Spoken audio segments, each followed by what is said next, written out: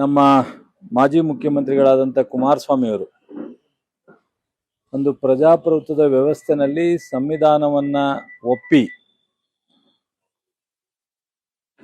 ಈ ರಾಜ್ಯದಲ್ಲಿ 2 ಬಾರಿ ಆಕಸ್ಮಿಕನೋ ಅಥವಾ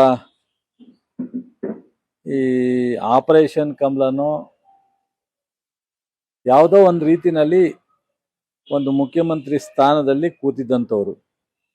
ಜೊತೆಗೆ ಅವ್ರು ಏನೇ ಮಾಡಿದ್ರು ಒಬ್ಬರು ಮಾಜಿ ಪ್ರಧಾನಿಗಳ ಮಗ ಅನ್ನೋ ಒಂದು ಅವ್ರ ಜೊತೆಗೆ ಲಿಂಕ್ ಇದೆ. ಅದನ್ನ ಇಲ್ಲ ಅಂತಲೂ ಹೇಳಕ್ಕಾಗಲ್ಲ, ಅದು ಯಾರಿಂದನೂ ಸುಳ್ಳು ಅಂತಲೂ ಹೇಳಕ್ಕಾಗಲ್ಲ. ನಿನ್ನೆ ಒಂದು ನಗಪಾಟ್ಲು ಒಂದು ವಿಚಾರವನ್ನ ಹೇಳಿದ್ದಾರೆ. ನನಗೆ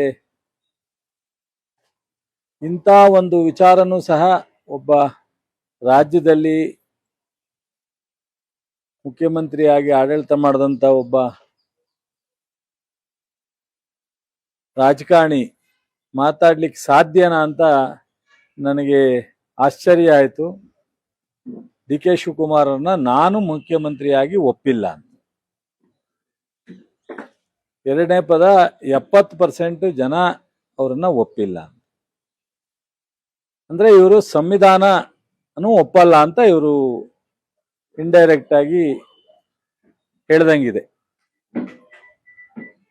ಡಿ ಕೆ ಶಿವಕುಮಾರ್ ಇವರಂಗೆ 28 ಜನ 30 ಜನ 35 ಜನ ಗೆದ್ದು ಮುಖ್ಯಮಂತ್ರಿ ಆಗಿಲ್ಲ. ಡಿ ಕೆ ಶಿವಕುಮಾರ್ ಅವರು ಒಂದು ರಾಷ್ಟ್ರೀಯ ಪಕ್ಷದಲ್ಲಿ ಅಧ್ಯಕ್ಷರಾಗಿ ಸಿದ್ದರಾಮಯ್ಯನವರು ಅವರಿಬ್ರು ಹೆಗಲು ಕೊಟ್ಟು ಈ ರಾಜ್ಯದಲ್ಲಿ ಕೋವಿಡ್ ಟೈಮ್ನಿಂದ ಹೋರಾಟ ಮಾಡಿ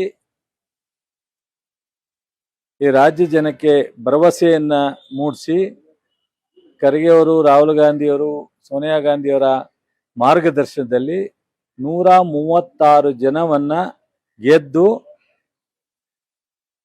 ಸಿದ್ದರಾಮಯ್ಯನವರು ಮುಖ್ಯಮಂತ್ರಿಯಾಗಿ ಡಿ ಕೆ ಶಿವಕುಮಾರ್ ಉಪಮುಖ್ಯಮಂತ್ರಿಯಾಗಿ ಕೆಲಸ ಮಾಡಿದ್ದಾರೆ.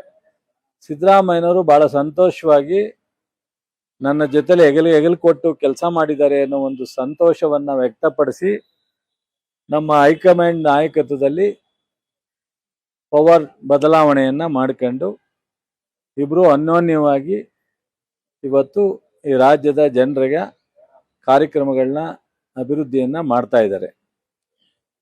ಇವರಿಂದ ನಾವು ಸರ್ಟಿಫಿಕೇಟ್ ತಗೊಳ್ಳೋ ಅವಶ್ಯಕತೆ ಇಲ್ಲ.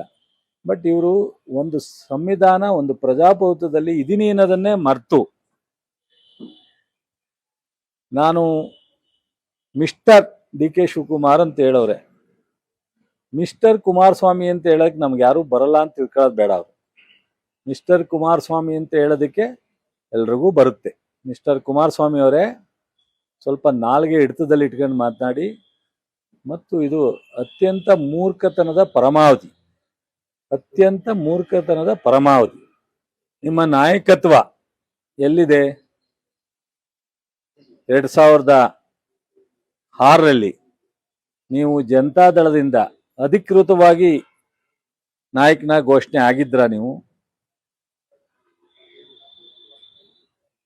ಡಿ ಕೆ ಶಿವಕುಮಾರ್ ಅವ್ರನ್ನ ನೀವು ಆ ಥರ ಹೇಳೋದಾದ್ರೆ, ನೀವು ಇವತ್ತಿನವರೆಗೂ ಜನತಾದಳ ಅವತ್ತಿದ್ದಂಥ ನಮ್ಮ ಬಳ್ಳಾರಿಯವರು ಅಧ್ಯಕ್ಷರು, ಅವ್ರ ಹೆಸರು ಮರ್ತೋಯ್ತು ನನಗೆ, ಜನತಾದಳದ ಅಲ್ಲಲ್ಲ ಬಳ್ಳಾರಿಯವರು ಅಲ್ಲಲ್ಲ ತಿಪ್ಪಣ್ಣ, ಕರೆಕ್ಟ್, ತಿಪ್ಪಣ್ಣವ್ರ ಅಧ್ಯಕ್ಷರು. ತಿಪ್ಪಣ್ಣವ್ರನ್ನ ನಾನು ಸಂತೋಷ್ ಲಾಡು ಅವ್ರನ್ನ ಎತ್ತಾಯ್ಕೊಂಡು ಒಂದ್ ಕಡೆ ಇಟ್ಕೊಂಡು ದೇವೇಗೌಡರು ನಿಮ್ಗೆ ವಿರುದ್ಧವಾಗಿ ಲೆಟರ್ ಬರೆದಿದ್ರು ಗವರ್ನರ್ಗೆ. ನಾವು ಇವರನ್ನ ಒಪ್ಪಿಲ್ಲ, ನಮ್ಮ ಪಕ್ಷದಿಂದ ಇವರನ್ನ ನಮ್ಮ ಶಾಸಕಾಂಗ ಪಕ್ಷದ ನಾಯಕನಾಗಿ ಮಾಡ್ಲಿಕ್ಕೆ ನಾವು ಒಪ್ಪಿಲ್ಲ ಅಂತ. ನಾವು ತಿಪ್ಪಣ್ಣನ ಎತ್ತಾಕೊಂಡು ಒಂದ್ ಕಡೆ ಇಟ್ಕೊಂಡು ಅವ್ರ ಕೆಲ ಲೆಟರ್ ಬರೆಸ್ಕೊಂಡು ನಿಮ್ಮನ್ನ ಅವತ್ತು ಶಾಸಕಾಂಗ ಪಕ್ಷದ ನಾಯಕನ ಮಾಡಿ ಮುಖ್ಯಮಂತ್ರಿ ಆಗಿತ್ತು. ನಾಚಿಕೆ ಆಗಲ್ವಾ ನಿಮ್ಗೆ? ಮಿಸ್ಟರ್ ಕುಮಾರಸ್ವಾಮಿ ಅವರೇ, ಈ ತರ ಮಾತಾಡಿ ಪೊಳ್ಳಾಗ್ತೀರಾ? ಈ ತರ ನಮಗೂ ನೋವಾಗುತ್ತೆ. ಎಲ್ಲ ಒಂದ್ ಕಡೆ ನಿಮ್ ಜೊತೆನಲ್ಲಿ ನಾವು ಸ್ನೇಹಿತರಾಗಿ ಕೆಲಸ ಮಾಡಿದ್ದರು, ನೀವು ಇಂಥ ಮಾತಾಡಿದಾಗ ನಮ್ಗೆ ಯಾರೋ ಒಬ್ರು ಪಕ್ಕದಲ್ಲಿ ಕುತ್ಕೊಂಡ್ರು, ಏನ್ರಿ ನೀವು ಇವ್ರ ಜೊತೆಲೆಲ್ಲ ಹೆಂಗ್ರಿ ಕೆಲಸ ಮಾಡಿದ್ರಿ ಅಂತ ಕೇಳ್ತಾರೆ. ನಮ್ಗೆ ನಾಚಿಕೆ ಆಗಲ್ವಾ ನಿಮ್ಗೆ? ಸ್ವಲ್ಪ ಗೌರವವಾಗಿ ನಡ್ಕೊಳ್ರಿ. ದೇವೇಗೌಡರು ಒಂದು ಸಂಸ್ಕಾರ ತಗೊಂಡಿದ್ದಾರೆ. ರಾಜಕೀಯದಲ್ಲಿ ಏನಾರು ಮಾಡಿರ್ಲಿ, ಅವ್ರು ಏನಾರು ನಿರ್ಧಾರ ಮಾಡಿರ್ಲಿ, ಕೆಲವು ಬಹಳ ವಿಚಿತ್ರವಾದಂತ ತೀರ್ಮಾನಗಳನ್ನ ತಗೋತಾರೆ. ಆದ್ರೆ ಈ ತರ ನಿಮ್ಮ ತರ ಲಘುವಾಗಿ ಬಾಯಿಗೆ ಬಂದಂಗೆ ಮಾತನಾಡ್ತಕ್ಕಂಥದ್ದು ನಾನು ನೋಡಿಲ್ಲ. ಸ್ವಲ್ಪ ಸಂವಿಧಾನ, ಡೆಮಾಕ್ರಸಿ ಇವಕ್ಕೆಲ್ಲ ಬೆಲೆ ಕೊಡ್ತಕ್ಕಂಥದ್ದು ನಾನು ನೋಡಿದ್ದೀನಿ. ಒಬ್ಬ ರಾಜಕಾರಣಿಗಳು, ಜನಪ್ರತಿನಿಧಿಗಳು ಮಾತನಾಡಬೇಕಾದ್ರೆ ಎಚ್ಚರಿಕೆಯಿಂದ ಮಾತಾಡಬೇಕಾಗುತ್ತೆ.